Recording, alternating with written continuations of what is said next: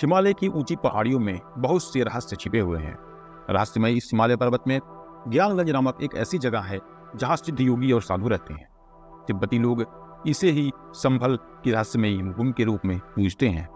ऐसा माना जाता है कि ज्ञानगंज तिब्बत क्षेत्र में कैलाश पर्वत के निकट स्थित है। धार्मिक मान्यता के अनुसार इस आश्रम का निर्माण विश्वकर्मा जी ने की है। इस जगह पर आज भी भगवान राम, कृष्ण, बुद्ध आदि शरीर रूप में उपस्थित हैं।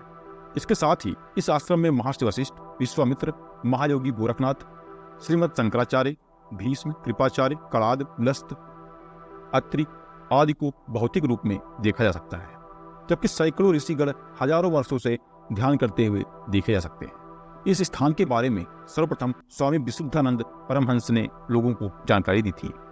आज हम अपने इस वीडियो में आपको रहस्यमयी हिमालय में स्थित ज्ञानगंज की जुड़ी किंवदंतियों के बारे में बताने जा रहे हैं। चैनल पर नए हैं तो सब्सक्राइब जरूर करना।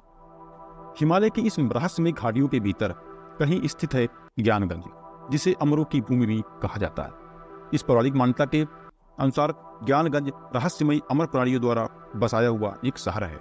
किसी भी बुरे कर्म से रहित महान संत ही मानसिक बाधाओं और आयामों से गुजरकर इस आध्यात्मिक भूमि को पा सकता है। इस पौराणिक साम्राज्य का सटीक स्थान अज्ञात है, क्योंकि ऐसा माना जाता है कि ज्ञानगंज कृत्रिम रूप से मनुष्यों से खुद को छुपाता है।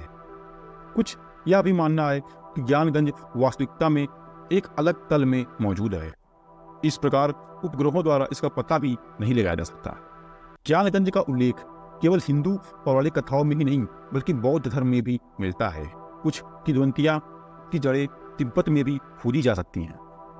तिब्बत में इस खगोलीय साम्राज्य को संभाला नाम से जाना जाता है, जो संस्कृत से लिया गया शब्द है। इसका अर्थ है खुशी का स्रोत। बौद्धों का मानना है कि संभाला दुनिया की गुप्त आध्यात्मिक शिक्षाओं की रक्षा करती है। इस पौराणिक भूमि तक पहुंचने के निर्देश कुछ पुराने बौद्ध शास्त्रों में दिए गए हैं, हालांकि दिशाएं अस्पष्ट हैं। बौद्ध भी मानते हैं कि ज्ञानगंज मृत्यु के नियमों का उल्लंघन करता है। इस अमर भूमि में किसी की मृत्यु नहीं होती और चेतना हमेशा जीवित रहती है। इसे संभाला, संग्रीला के नाम से भी जाना जाता है। प्राचीन ग्रंथों और मान्यताओं के अनुसार ज्ञानगंज 8 पंखुड़ियों वाले कमल की संरचना जैसे दिखता है, या बर्फ से ढके पहाड़ों से घिरा हुआ है। जीवन का वृक्ष जो स्वर्ग, पृथ्वी और अधोलोक को जोड़ता है, इसके केंद्र में खड़ा है। इसे एक झिलमिलाते क्रिस्टल के रूप में वर्णित किया गया है। तिब्बती बौद्धों का मानना है कि दुनिया में एक महान अराजकता के समय में इस आध्यात्मिक भूमि के 25वीं शासक ग्रह को एक बेहतर युग में ले जाने के लिए प्रकट होंगे। जब ज्ञानगंज या संभालक का वर्णन करने के लिए कहा गया, तो दलाई लामा ने समझाया, यह कोई भौतिक स्थान नहीं है जिससे लोग ढूंढ सके। यह स्वर्ग नहीं, बल्कि मानव क्षेत्र में एक शुद्ध भूमि है। इस भूमि पर जाने का एकमात्र तरीका कर्म संबंध है। हिमालय के अमर प्राणियों द्वारा बसा यह शहर, इसके निवासी प्रार्थना और ध्यान के माध्यम से दुनिया की नियति का सूक्ष्मता से मार्गदर्शन करते हैं। वे विश्व के आध्यात्मिक उपदेशों, सभी अवस्थाओं और विश्वासों की रक्षा करते हुए मानव जाति की भलाई के लिए काम करते हैं। एक आध्यात्मिक गुरु साई काका ने आध्यात्मिक और अमर शिक्षा प्राप्त करने के लिए कई बार ज्ञानगंज की अपनी यात्रा के बारे में दुनिया को बताया।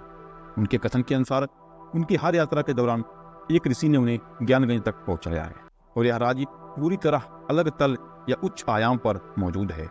ज्ञानगंज में एक आगंतुक एलपी फैरल हैं, जो एक अंग्रेज सेना के अधिकारी थे, जिन्होंने 1942 में ज्ञानगंज का अनुभव करने का दावा किया है। दोस्तों, आपको ज्ञानगंज की यह कहानी कैसी लगी, कमेंट बॉक्स में जरूर बताएं। क्या आपको भी लगता है कि ज्ञानगंज जैसी कोई जगह दुनिया में है या नहीं? कमेंट बॉक्स में जरूर लिखें। Thank you so much.